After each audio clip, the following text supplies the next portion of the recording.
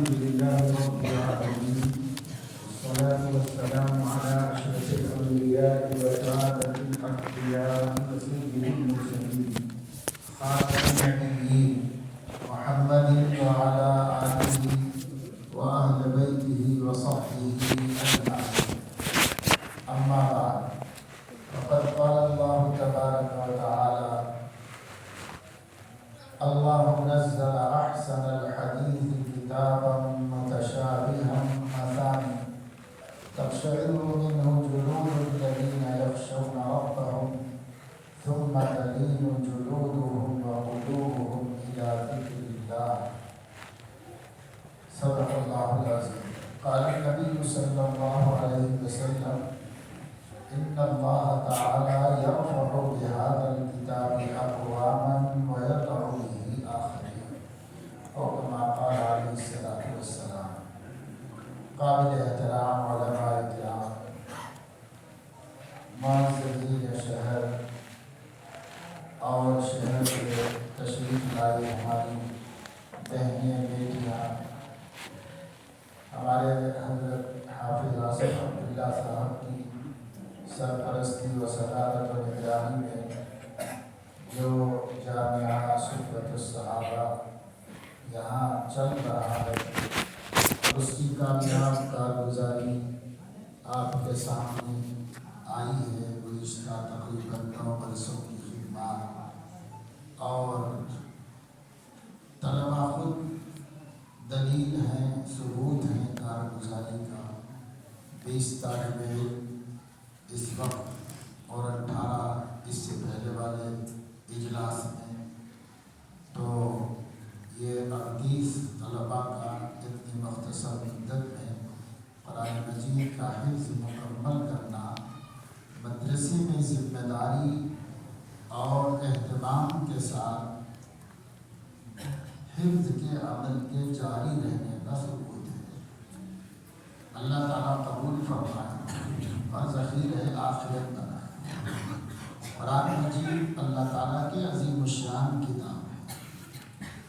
حضرت نے آپ کے سامنے اس کے حقوق اپنے شیخ و مرشد حضرت مولانا منیر احمد صاحب تعالیٰ رحمہ اللہ کے حوالے سے بہت سی باتیں آپ کے سامنے سنیں، اور حقوق قرآن آپ کے سامنے رکھیں.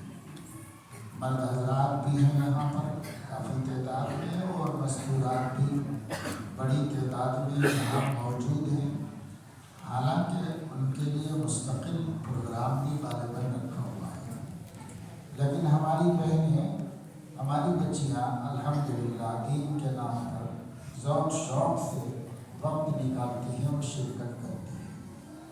پر یہ بات ذہن میں رکھنا چاہیے کہ ہمارا پروگراموں میں، جلسوں میں، اجتماعات میں صرف آنا جانا نہ ہو، بلکہ ہم جو پیغام یہاں سے دیا گیا ہے اس پیغام کو اپنی زندگی میں شامل داخل کریں، تب جا کر ہمارا یہ آنا جانا ناممکن ہو سکتا ہے. علم جو ہے وہ درسگاہ میں پڑھنے پڑھانے کے نام سے ہو، یا کسی دینی مجلس میں مذاکرہ اور کہنے سننے کے عنوان سے ہو، دونوں بھی تعلیم ہی ہے، یہ علم ہی ہے. اور علم جو ہے اس کی خصوصیت یہ ہے کہ وہ عمل کے دروازے پر دستک دیتا ہے، کھل جائے تو رہ جاتا ہے، اور اگر عمل کا دروازہ نہ کھلے تو وہ الا فرتحت، وہ خود چلا جاتا ہے، وہ نہیں ٹھہرتا. جیسے آپ کسی کے دروازے پہ جاتے ہیں، کھٹکا مارتے ہیں، دستک دیتے ہیں، اس نے کھولا تو آپ اندر داخل ہو کر بیٹھتے ہیں، ملاقات کرتے ہیں. لیکن اگر دروازہ نہیں کھولا آپ کے دوست نے جس سے آپ ملنے گئے ہیں، تو پھر آپ تھوڑا سا انتظار دیکھ کر واپس چلے جاتے ہیں.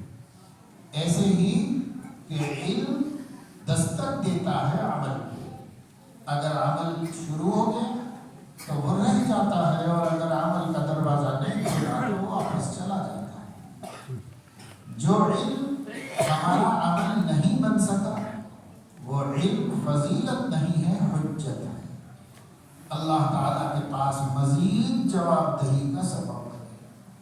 اس لیے اپنے علم کو حجت نہ بنائیں اپنے خلاف، علم کو اپنے لیے فضیلت و شرف و سعادت بنائیں۔ وہ کب ہوگا؟ جبکہ ہم جو اچھی باتیں جانتے ہیں، ان اجتماعات میں سنتے ہیں، ان پر ہمارا عمل بھی ہو جائے، اس پر عمل ہوگا تب جا کے نفع و فائدہ ہوگا۔ میں طالب علموں کو شروع سال میں جب وہ سبق شروع کرتے ہیں حدیث کا تو یہ بتاتا ہوں کہ دیکھو، ایک ادب علم کا یہ ہے کہ آج آپ یہ طے کر کے حدیث پڑھنا شروع کرو، پہلی حدیث بھی، کہ اسے میں اپنے عمل سے ملا کے دیکھوں گا، اگر یہ کرنے کا کام ہے میں کر رہا ہوں تو اللہ کا شکر ادا کروں گا، اور نہیں کر رہا ہوں تو آج ہی سے شروع کر دوں گا، اور اگر یہ نہیں کرنے کا کام ہے میں بچا ہوا ہوں تو اللہ کا شکر ادا کروں گا، نہیں تو آج سے بچنا شروع کر دوں گا۔ یہ کیسے ممکن ہے کہ نبی کی بات کان میں پڑے اور ہم اس کو قبول نہ کریں؟ یہ کیسے ہو سکتا ہے؟ وَمَن لَا يُجِبْ دَاعِيَ اللَّهِ فَلَيْسَ بِمُعْجِزٍ فِي الْأَرْضِ وَلَيْسَ لَهُ مِن دُونِهِ أَوْلِيَاء۔ ایک جگہ حضور علیہ السلام نماز پڑھ رہے تھے، نماز میں قرآن کی تلاوت کر رہے تھے۔ اس رات پوری دنیا میں جنات اپنے امیر کے حکم سے پھیل گئے تھے یہ دیکھنے کے لیے کہ جنوں کو آسمانوں پر جانے کیوں نہیں دیا جا رہا ہے، دنیا میں کیا خاص بات پیش آئی، اس کی تلاش میں۔ تو ایک قافلہ حجاز کی طرف آ گیا۔ حضور صلی اللہ علیہ وسلم اس وقت نماز پڑھ رہے تھے، نماز میں قرآن انہوں نے کہا، قرآن سن کر کے کہ بھائی یہ کوئی خاص بات ہے، کوئی خاص کلام ہے، وَإِذْ صَرَفْنَا إِلَيْكَ نَفَرًا مِنَ الْجِنِّ يَسْتَمِعُونَ الْقُرْآنَ فَلَمَّا حَضَرُوهُ قَالُوا أَنصِتُوا۔ خاموش ہو جاؤ، سنو، کوئی خاص کلام ہے، یہ تو بڑا مؤثر کلام ہے، یہ تو بہت انقلابی کلام ہے، ٹھہرو، سنیں ہم لوگ پہلے۔ سب خاموش ہو گئے، سب چپ چاپ کھڑے ہو کر اللہ کے نبی کی زبان سے تلاوت نماز میں چل رہی تھی، قرآن پڑھ رہے تھے، آپ کو سنتے رہے سنتے رہے۔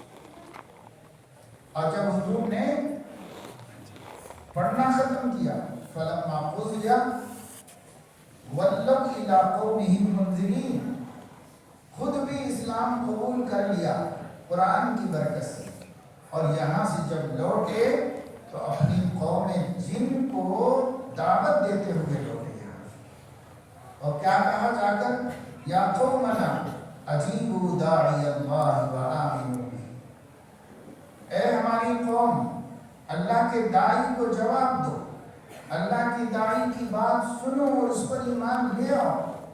قرآن اللہ کا داعی ہے، نبی اللہ کا داعی، داعی اللہ کے داعی کو سنو اور سن کر جواب دو اور ایمان لاؤ اس کو۔ یغفر لکم من ذنوبکم ویجرکم من عذاب علیم، تمہارے گناہوں کو اللہ بخش دے گا اور دردناک عذاب سے تمہاری حفاظت کرے گا۔ جو نہ ایمان لانے اور نہ قرآن کو قبول کرنے کے انجام میں ہو سکتا اس عذاب علیم سے تمہیں بچا لے گا اور محفوظ کر دے گا۔ اور یہی نہیں، وَمَن لَا يُجِبْ دَاعِيَ اللَّهِ فَلَيْسَ بِمُعْجِزٍ فِي الْأَرْضِ وَلَيْسَ لَهُ مِن دُونِهِ أَوْلِيَاء، جو اللہ کے داعی کو جواب نہیں دے گا، جو اللہ کے داعی کی دعوت قبول نہیں کرے گا، وہ اللہ کو نہ زمین میں ہرا سکتا ہے، نہ آسمانوں میں عاجز کر سکتا ہے، کہیں بھی اللہ تعالیٰ کی پکڑ سے اپنے کو بچا نہیں سکتا، محفوظ نہیں رکھ سکتا۔ یہ ان لوگوں نے دعوت، یہ قرآن کریم کے پہلی دفعہ قرآن سننے کی تاثیر، یہ قرآن بہت مؤثر کلام ہے۔ کاش کہ ہم قرآن کو قرآن کی حیثیت سے جانتے، ویسا ایمان رکھتے، اسی ایمان کی روشنی میں ہم اس کو پڑھتے اور سمجھتے تو قرآن کی تاثیر میں کبھی بھی فرق نہیں آیا ہے۔ وہ کلام الہی ہے، اللہ کی صفت ہے، اور اللہ قدیم ہے اور اس کی صفات بھی قدیم ہے، لہذا اللہ کی طرح اللہ کی صفت ہمیشہ تر و تازہ ہے، کبھی وہ صفت اللہ تعالیٰ کی ذات میں کمزوری اور ضعف آتا ہے قرآن مجید صفت رب ہے، ہمارے درمیان موجود ہے۔ اس کائنات میں جتنی نعمتیں اللہ نے ہم کو دین کے حوالے سے یا دنیا کے حوالے سے دیے ہیں، ان سب میں سب سے نرالی نعمت قرآن کریم کی ہے۔ کیوں؟ اس واسطے کہ ہر نعمت، خواہ ہمارے نبی ہی کی نعمت کیوں نہ ہو، مخلوق ہے سوائے قرآن کی نعمت کے، کہ قرآن غیر و مخلوق ہے۔ یہ اللہ نے ہمیں دی ہوئی ہے، سب سے عظیم الشان نعمت ہے۔ لیکن جو چیز جتنی قیمتی ہوتی ہے اس کا حق بھی اتنا زیادہ ہوتا ہے۔ اگر اس کے حقوق ادا کیے جا رہے ہوں تو پھر اس کی برکتیں ہمارے سامنے آتی ہیں، اور اگر ہم اس کے حقوق تلف کر رہے ہوں تو یہ ظلم ہے اللہ کی صفت پر۔ جو اللہ کی صفت پر ظلم کرے گا اللہ ہی پر ظلم کرے گا، اور جو اللہ تعالیٰ پر زیادتی کرے گا اللہ اس کو کہیں کا نہیں رکھے گا۔ اس لیے قرآن مجید کے جو 5 حقوق حضرت نے ابھی آپ کے سامنے بیان کروائے ہیں، آسان ہیں، انہیں محفوظ کر لو، ذہن میں بٹھا لو، اور اس کو ادا کر رہے نہیں کر رہے اس پر نظر۔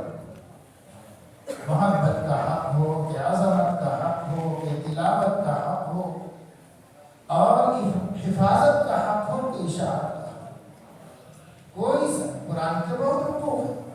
ان حقوق کو مختصر انداز میں، مختصر الفاظ میں بیان کر دیا گیا۔ محفوظ کر لو، ذہن میں بٹھا لو، اور اس کے بعد روز جائزہ لو کہ حقوق قرآن ادا ہو رہے ہیں یا تلف ہو۔ اس لیے کہ اگر قرآن کا حق نہیں ادا ہو رہا ہے تو قرآن پر ظلم ہو رہا ہے، اور اگر ہم اللہ کی کتاب پہ ظلم کریں تو کیا مخلوقات پہ ظلم نہیں کریں؟ ساری مخلوق کو شعور ہے اللہ کا، تمام مخلوقات کو، اور سب مخلوقات ہمارے خلاف ہو جائے گی اگر ہم اللہ تعالیٰ پر اس کے حقوق کو تلف کریں گے، اس کی کتاب کے حقوق کو، اس کے نبی کے حقوق کو، اس کی ذات کے حقوق، حقوق اللہ، حقوق الرسول اور حقوق الکتاب، یہ سب ہمارے اوپر لازم اور واجب ہے۔ اللہ کا حق یہ ہے کہ اس کی توحید میں کسی قسم کی کمی ہو۔ حدیث میں آتا ہے، حضور اکرم صلی اللہ علیہ وسلم نے فرمایا، جو اللہ کا حق ادا کرے گا تو اللہ بھی اس کا حق ادا کرے گا۔ تو صحابہ نے پوچھا کہ وما حق اللہ؟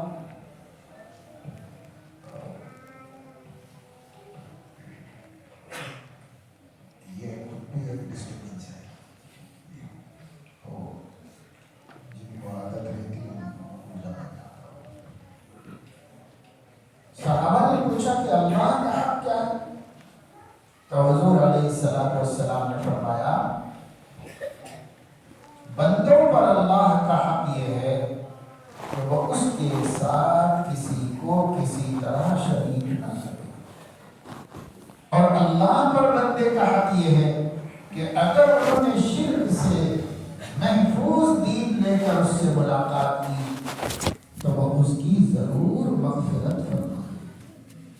تو توحید بڑی نعمت ہے، اس کی حفاظت ہماری ذمہ داری ہے۔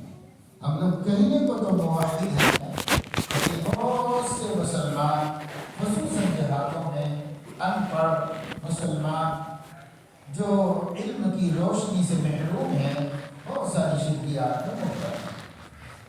بہت سے دیہات، بہت سے قصبے ایسے ہیں کہ جہاں پر لوگ شرک کر رہے ہیں اور انہیں پتہ بھی نہیں ہے کہ وہ شرک کر رہے ہیں۔ اگر پتہ نہ ہو اس وجہ سے کر رہے ہیں تب بھی معافی نہیں، اس لیے کہ دین سیکھنا ہر مسلمان پر فرض ہے۔ طلب العلم فریضۃ علی کل مسلم، اتنا دین تو سیکھ لیں کہ ہمارا عقیدہ کیا ہے معلوم ہو جائے، اور نماز روزہ کے بارے میں معلوم ہو جائے، زکوٰۃ حج کے بارے میں نہ معلوم ہو تو کوئی بات نہیں، جب مالدار ہو جائیں تب سیکھ سکتے ہیں۔ تو ایمان رکھنا کافی ہے کہ زکوٰۃ فریضہ ہے، حج فریضہ ہے، اتنا ایمان رکھنا کافی ہے۔ لیکن نماز روزہ چونکہ ہر فرد مسلم کے ذمہ ہے، نماز روزانہ 5 وقت پڑھنا ہے، اور روزہ ہر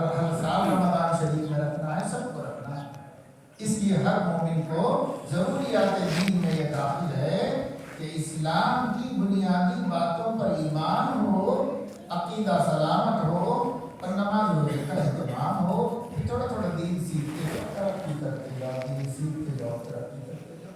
کاروبار کرنا ہے تو اس کے بارے میں جان لو علماء سے، لین دین ہے تو علماء سے پوچھ لو، معاشرت کی باتیں علماء سے پوچھ لو، جب جس چیز کی ضرورت پیش آئے اسے ہم سیکھ لیں، اور یہ جاننا ضروری ہے۔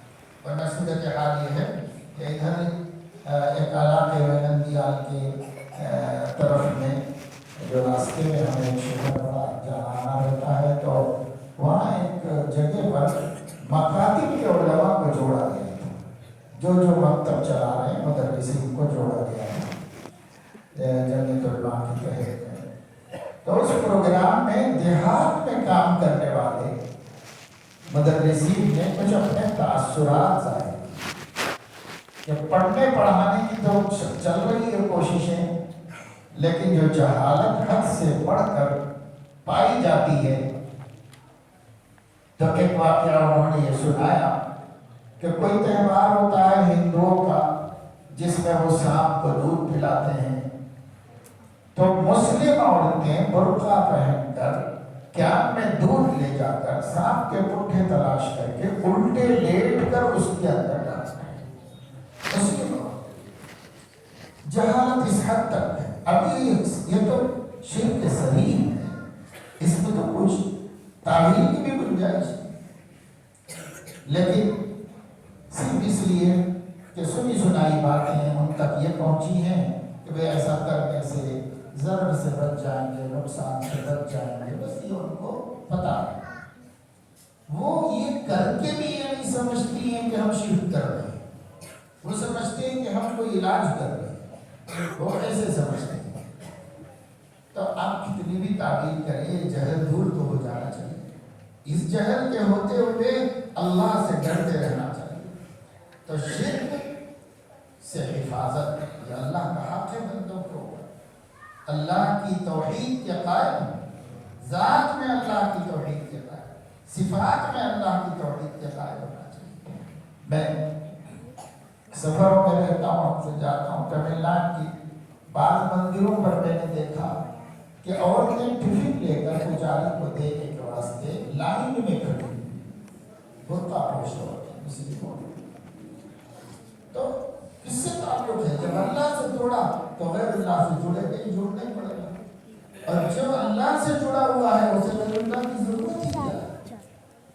من جعل الہموم ہما واحدا کفی اللہ عن ہمومہ، جو اپنے سارے غم اللہ کو خوش کرنے کے غم میں ٹھونس دے تو اللہ اس کے سارے غموں کے لیے کافی ہو جائے۔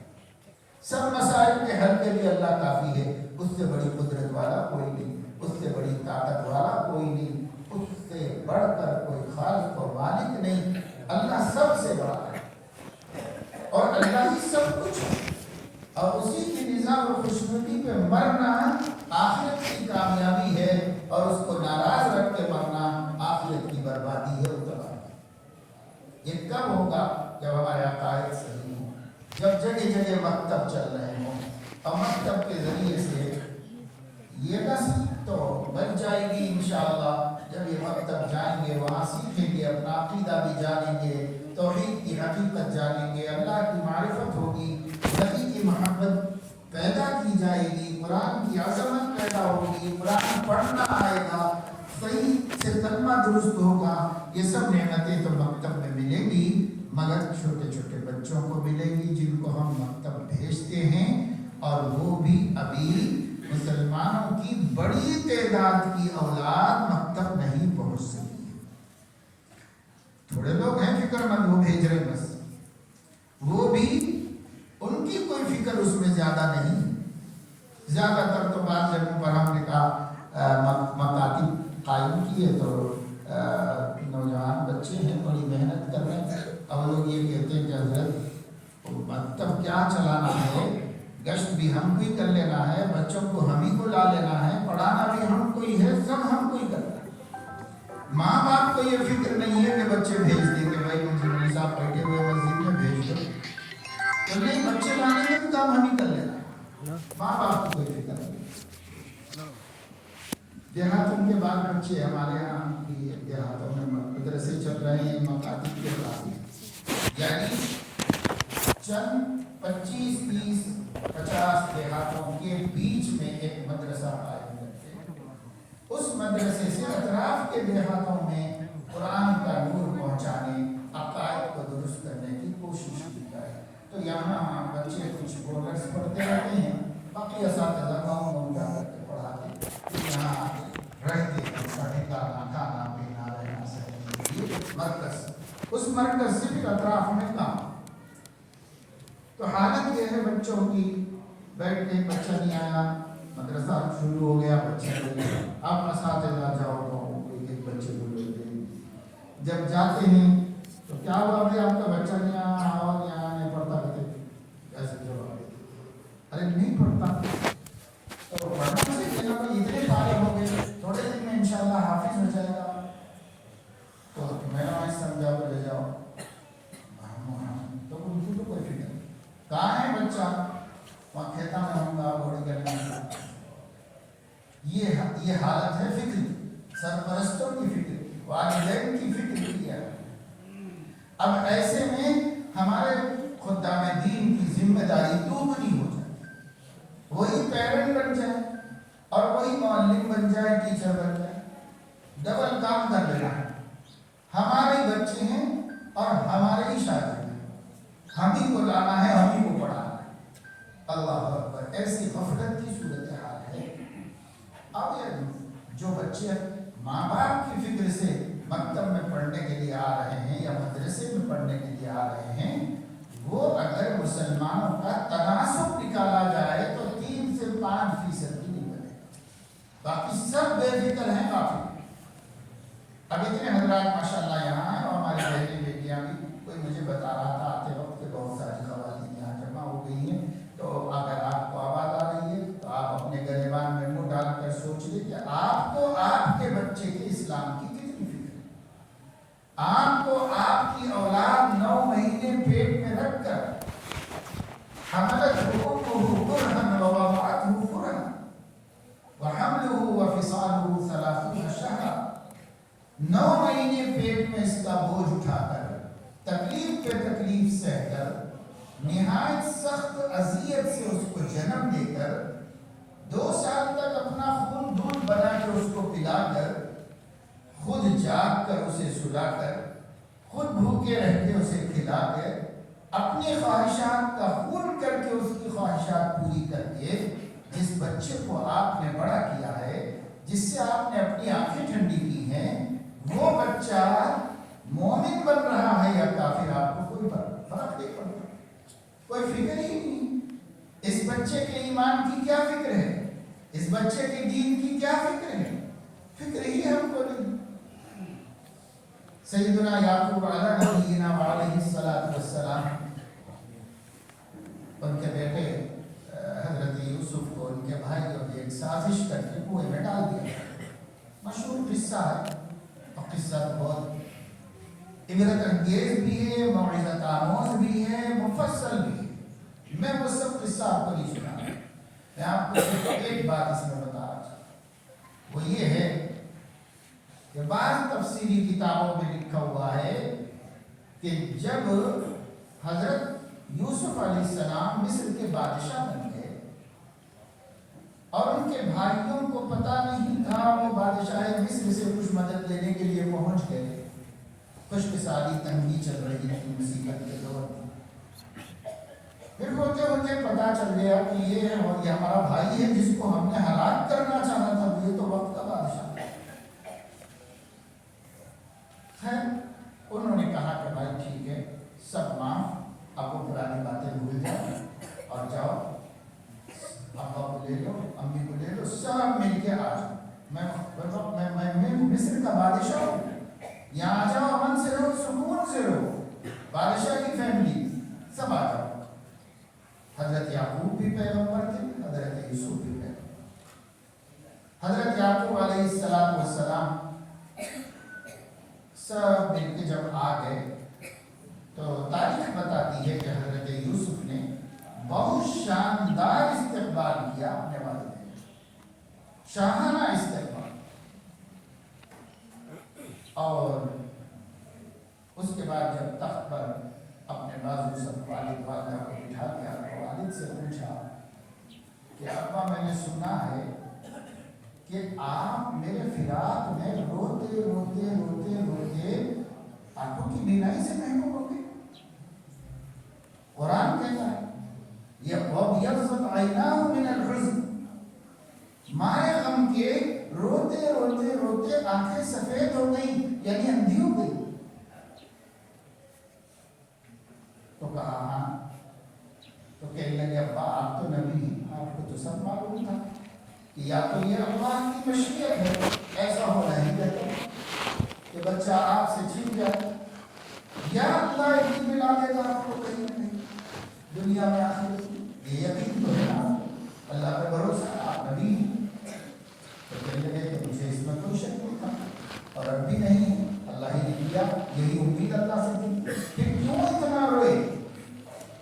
تو فرمایا بیٹا تیری جدائی کے غم میں نہیں رویا, اس غم میں رویا کہ پتہ نہیں تجھے کس نے لے لیا ہوگا, وہ موحد ہوں گے یا مومن ہوں گے, اور میرے بچے کہیں مشرک نہ, کہیں میرے بچے کا دین نہ بدل دے. اس ڈر سے روتا رہا, اس غم میں روتا رہا. جدائی کا غم نہیں, جدائی کے آیات نہیں تو قیامت میں نہیں جاتے. تو یہ ہوتی ہے فکر. نبیوں کو اپنے اولاد کے ایمان کی, اور ہم لوگوں کو بھی فکر اولاد کے ایمان ہے کہ ہمارے اولاد کے ایمان کا کیا ہوگا, ہمارے اولاد کے دین کا کیا ہوگا. جوان ہو جا رہے ہیں, توحید کیا چیز ہے نہیں معلوم, نبی کا تعارف نہیں, قرآن پڑھنا تک نہیں آتا,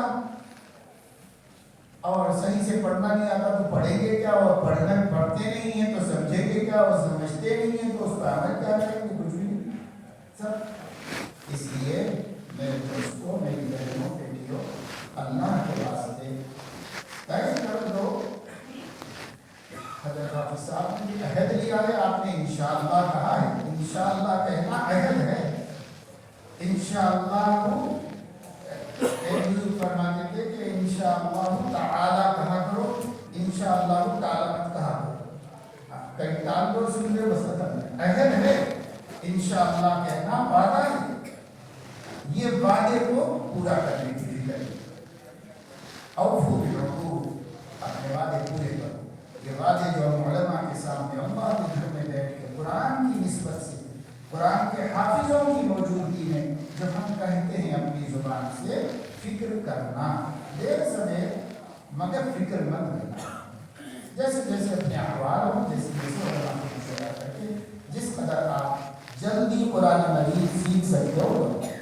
رپورٹ میں آیا کہ والدین کے لیے بھی چلتا ہے تو کتنے والد دلچسپی لے رہے ہیں, جو پڑھ رہے ہیں خوش قسمت, قابل تعریف.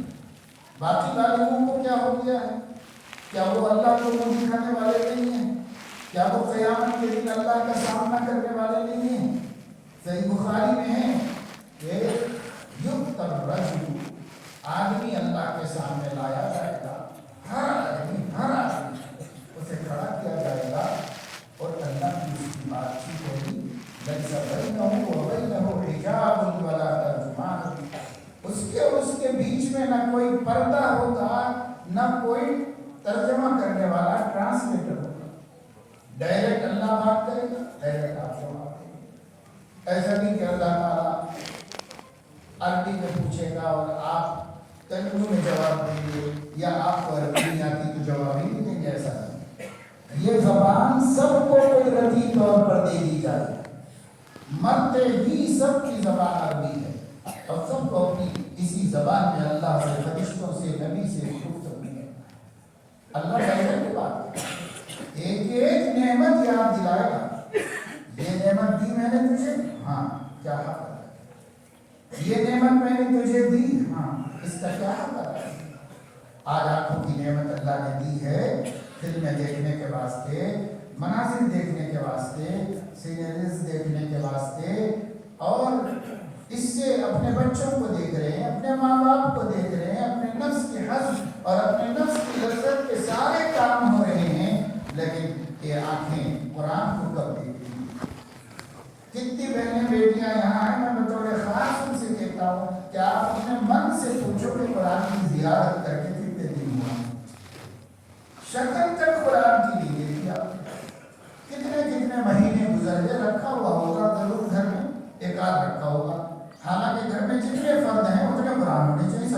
पढ़ना है भाई। जब सबको पढ़ना है तो सबकी अपनी कुरान मजीद होनी चाहिए। सबके कपड़े नहीं है, सबकी टोपियां हैं, सबकी चप्पलें हैं, सबके बिस्तर हैं, सबके लिए हर चीज है, तो सबकी कुरान क्यों नहीं है घर में? ये तो सबसे बड़ी जरूरत है। सबका फोन है हर एक के पास, बच्चों के अलग अलग सबके। अभी 2 दिन पहले कहीं में एक प्रोग्राम में था, वहाँ कृष्णा जी तो सब बड़ा मजमा था, ऐसे मस्जिद की बड़ी शाही मस्जिद, बड़ी मजमा भरा हुआ था। एक तो लोग अपने बच्चों को साथ में लाए, तो एक सामने नजर आया, मुझे नजर आ गया सामने रहने की वजह से, छोटा सा बच्चा है, तो जरा इतनी समझदार भी नहीं है, तो वो फोन में गेम खेल रहा है सर झुका करके, और यहाँ क्या हो रहा है उसको इससे कोई मतलब नहीं।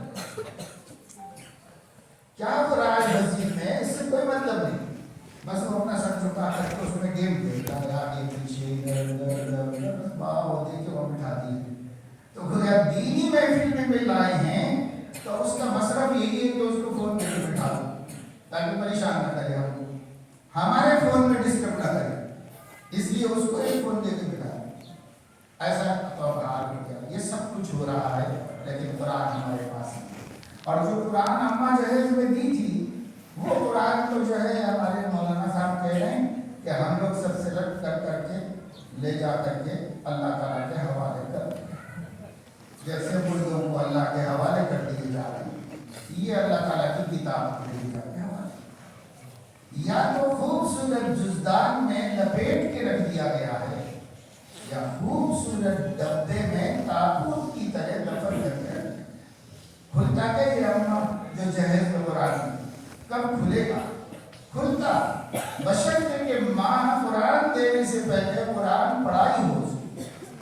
अब कुरान पढ़ाया ही नहीं, कुरान दे दिया जाए, नमाज सिखाई नहीं, मुसल्ला दे दिया, कितना बड़ा कितना कीमती मुसल्ला लेके क्या करेंगे?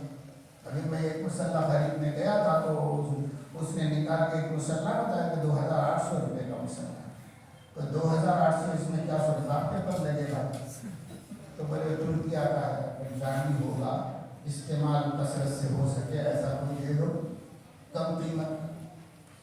तो ये मुसल्ले ला के आप 5000 का भी देंगे, मक्के से ला के देंगे, मदीने से ला के देंगे, मगर बच्चे को नमाज नहीं सिखाएंगे तो मुसल्ला ले जाके क्या करेंगे?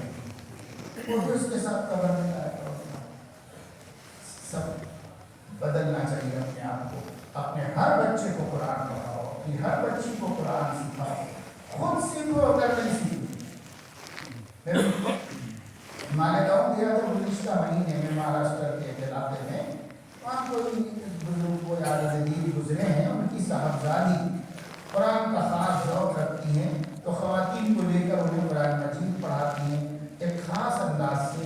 वो ये कि शुरू से आखिर तक पूरा कुरान मजीद के मुस्तनद तर्जुमे के साथ याद करता है, इस तरह का। तो 16 ख़वातीन को इनाम देना था उस जलसे में।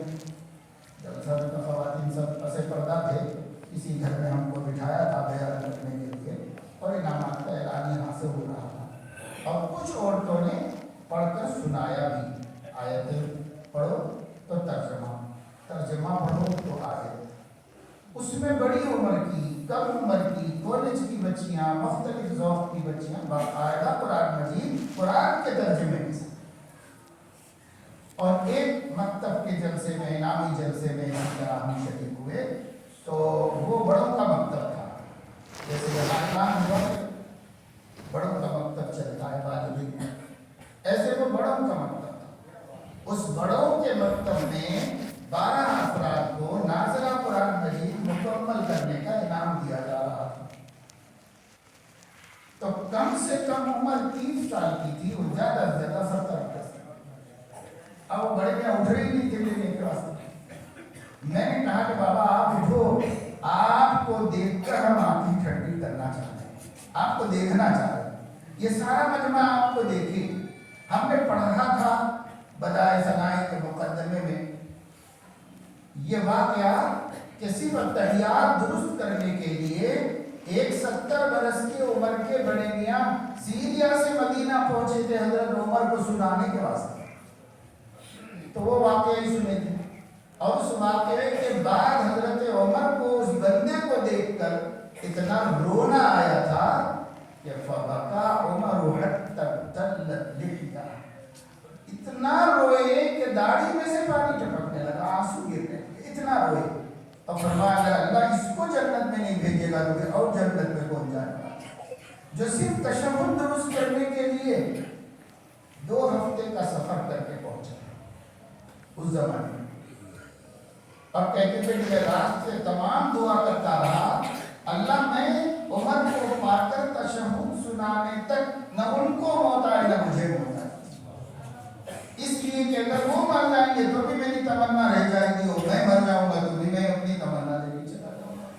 اب آ کے سنایا پوری تشہد سن کے حضرت عمر نے فرمایا یہ وہی تشہد ہے جو مجھے نبی نے سکھایا تھا اور آپ کو صحیح پہنچی ہے جس نے بھی سکھایا ہے. کھڑے ہو کے کہنے لگے اجازت دی کہ چلتا ہوں. کہاں سے آیا؟ سیریا سے آیا، شام سے.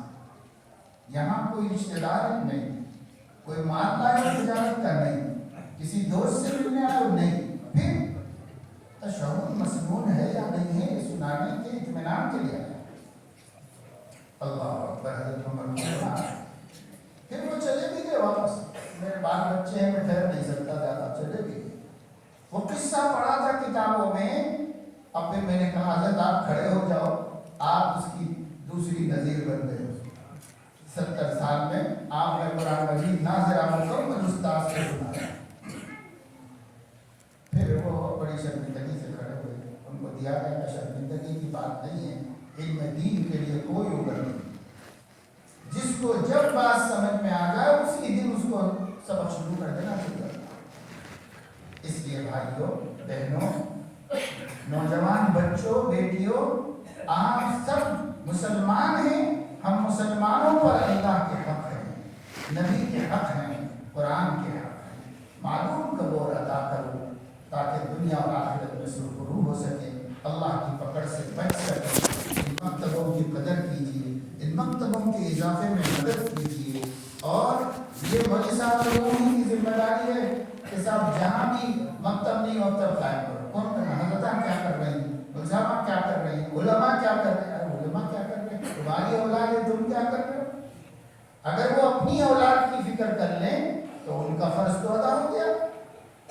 آپ کی اولاد ہے فکر دوسرا کرے گا، اپنی اولاد کو خود فکر کرو.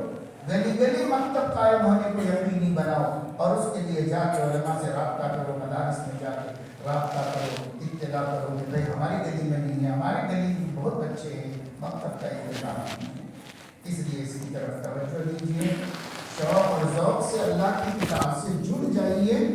اللہ کے نبی صلی اللہ علیہ وسلم نے فرمایا یہ اللہ کی کتاب ہی ایسی کتاب ہے کہ اس کے ذریعے سے یعنی اس کا حق ادا کرنے والوں کو اللہ رب العزت سر بلند کرتا ہے اور اس کی حق تلفی کرنے والوں کو ذلیل و خوار رسوا کرتا ہے. جیسے آج ہم اس ملک میں ہوتے جا رہے ہیں، دن بدن ہماری پریشانیاں بڑھتی جا رہی ہیں، ہماری لوگ دل آزادیاں بڑھا رہے ہیں. ہمارا دل بخار کا نام بھی اس وقت بخاروں کا شوق بن گیا ہے، ان کا فیشن. مسلمان کا دل دکھاؤ، مسلمان کو کیسے تکلیف پہنچاؤ، یہ اس وقت حکمرانوں اور ان کی پارٹی کے کارکنوں کا فیشن بن گیا ہے، شوق بن گیا ہے. اور کوئی روکنے والا نہیں ہے، کوئی پکڑ کرنے والا نہیں ہے. یہ بری بات کیوں ہو رہی ہے، یہ غلط کام کیوں ہو رہا ہے، کوئی پکڑنے والا نہیں ہے. یہ سب چاہتے ہیں کہ ایسے لوگ ہم ایسے دور میں کیوں آئے. اس لیے آتے کہ ہم سے اللہ کا، اس کے حبیب کا، اس کی کتاب کا حق ادا نہیں ہوا. ہمارے بس میں بھی کیا ہے، لیکن کوشش تو ہمارے ہاتھ میں، کوشش ہی پر اللہ تعالیٰ ہمارے اوپر فضل فرما دیتا ہے. تو کوشش کے درجے میں بھی ہم نہیں کر رہے ہیں کچھ کام اس سلسلے میں. اس کی طرف توجہ دیجیے، دھیان دیجیے اور اپنے آپ کو اللہ کی کتاب سے جوڑ.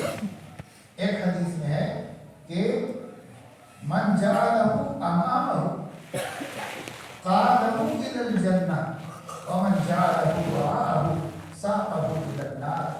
جس نے قرآن کو سامنے رکھا وہ اس کو قیادت میں جنت میں پہنچا دے گا، اور جس نے قرآن کو پیچھے ڈال دیا تو وہ دھکے دے. اس لیے قرآن کو پیچھے سے ہٹاؤ، ڈبوں میں سے نکالو، الماریوں میں سے باہر لاؤ اور دستانوں میں سے نکالو.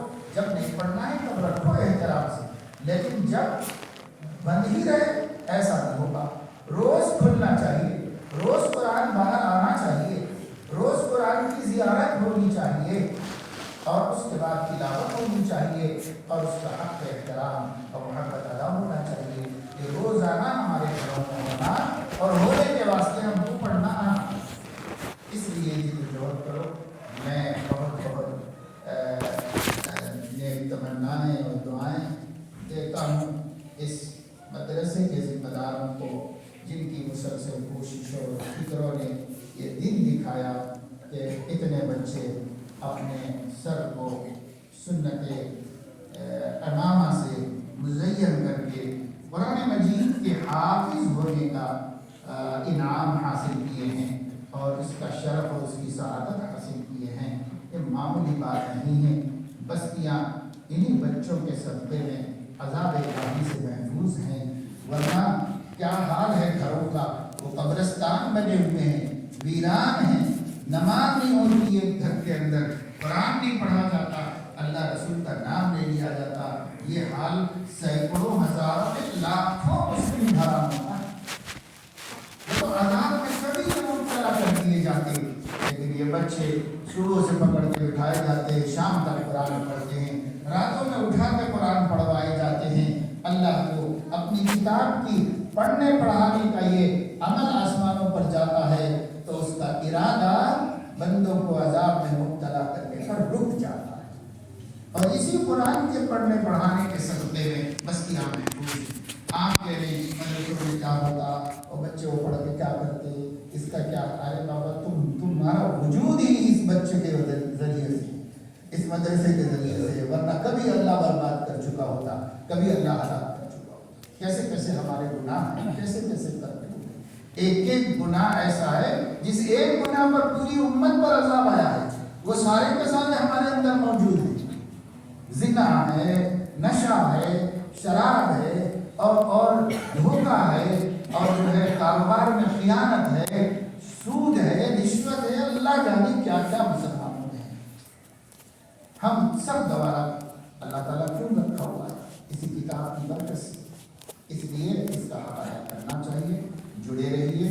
جو مال سے مدد کر سکتا ہو مال سے کرے, جو اپنے وجاہت سے مدد کر سکتا ہو وجاہت سے کرے, اور جو اپنے رسوخ کا استعمال کر سکتا ہو اس سے کرے, جو دعائیں مانگ کے مدد کر سکتا ہو وہ دعاؤں سے مدد کرے, اور جو خود کام میں ساتھ دے سکتا ہے وہ کام میں ساتھ دے. اور جو نوجوان پڑھتے جا رہے ہیں, جیسے ہی قاعدہ ختم ہو جائے ایک مکتب ان کا شروع ہو جانا چاہیے. کہیں بیٹھو دن میں کچھ بھی کرو, جو بھی مصروفیت حلال ہے وہ اختیار کرو اپنی روزی کے لیے, لیکن ایک مکتب ضرور چلاؤ. بچوں کو پڑھاؤ. جو اللہ نے تم کو صحیح پڑھنے کے لیے دیا ہے تو تم دوسروں کو پڑھاؤ. اللہ تعالیٰ نے سورہ بقرہ میں فرمایا ہے کہ اگر کسی کو ایگریمنٹ لکھنے کی ضرورت ہے, لکھنا نہیں آتا تو جس کو لکھنا آتا ہے وہ لکھ کے دے دے. اس کا حکم دیتے ہوئے اللہ تعالیٰ نے فرمایا کہ جیسے اللہ نے تمہیں ایک ہنر دیا ہے تم اس کو دوسروں کے لیے استعمال کرو. اسی طریقے سے اللہ تعالیٰ ہم کو قرآن دیا ہے کہ ہم دوسروں تک پہنچیں. ہماری ذمہ داری. جتنے لوگ پڑھ چکے ہیں, پڑھ رہے ہیں, ناظرہ چل رہا ہے, وہ سب مقصد ہیں. یا معلمین نہیں مل رہے ہیں, یا پڑھانے والے نہیں مل رہے ہیں, پریشانی چل رہی ہے. آپ ہی بن جاؤ معلوم کہ مجھے قرآن صحیح پڑھنا آ گیا, جتنا آ گیا اتنے کا معلوم ہو جاتا ہے. اس طرح انشاءاللہ کچھ نہ کچھ تو دفعہ بڑھتا رہے گا. اللہ تعالیٰ ہم سب کو توفیق عمل نصیب فرمائے, اور اللہ تعالیٰ اس مدرسے کی خدمات کو قبول فرمائے, اور تمام مدارس مکاتب کی خدمات کو قبول فرمائے. علماء کرام مزید توجہ کریں, حالات کے اعتبار سے اپنی ذمہ داریوں کو محسوس کریں, عوام اپنی ذمہ داریوں کو محسوس کریں. انشاءاللہ حالات بدلیں گے اور اللہ تعالیٰ اچھے دن ہمارے لیے لائے گا. اور اچھے دن تو بس آسمان والا ہی لا سکتا ہے, اللہ ہی لا سکتا ہے, کوئی بھی نہیں لا سکتا. اللہ تعالیٰ اپنے کرم سے ہمارے لیے اور اس ملک کے لیے, ملک والوں کے لیے اچھے دن کو مقدر فرمائے, اپنی قدرت سے اس کا اظہار فرمائے. آمین. وآخر دعوانا الحمدللہ.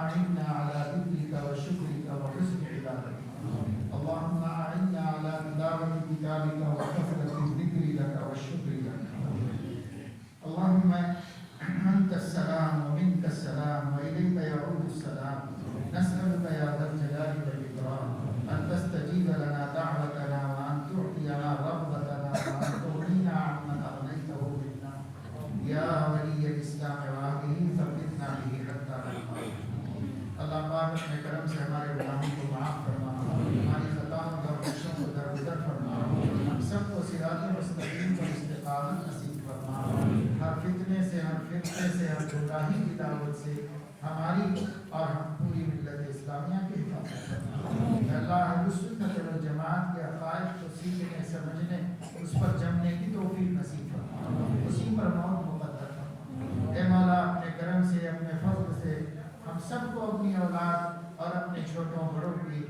دین کی ضروری تعلیم سے وابستہ ہونے آراستہ ہونے کی توفیق نصیب فرما اے مولا اپنے کرم سے اپنے فضل سے حاضرین کے جملہ مقاصد حسنہ کی تکمیل فرما جملہ پریشانیوں کو دور فرما جن بچوں نے قرآن مجید حفظ کیا ہے ان کے لیے ان کے والدین کے لیے ان کے خاندان کے لیے ان کی بستی کے لیے اس کو سراپا رحمت و برکت اے اللہ جن لوگوں نے ان بچوں کے حافظ بننے میں اس مدرسے کے چلنے میں تعاون کیا آج کے پروگرام کو کامیاب کرنے کے سلسلے میں اپنی محنت اور اپنے مال کو لگایا لوگوں کے اعمال میں اموال میں اولاد میں برکت نصیب فرما اے اللہ ہر طرح کے خیر کو مقدر فرما اے اللہ علماء کرام کی ان کاوشوں کو شرف قبول عطا فرما اے اللہ اپنے فضل و کرم سے ہماری دعاؤں کو قبول و منظور فرما وصلی اللہ تعالی علی خیر خلقہ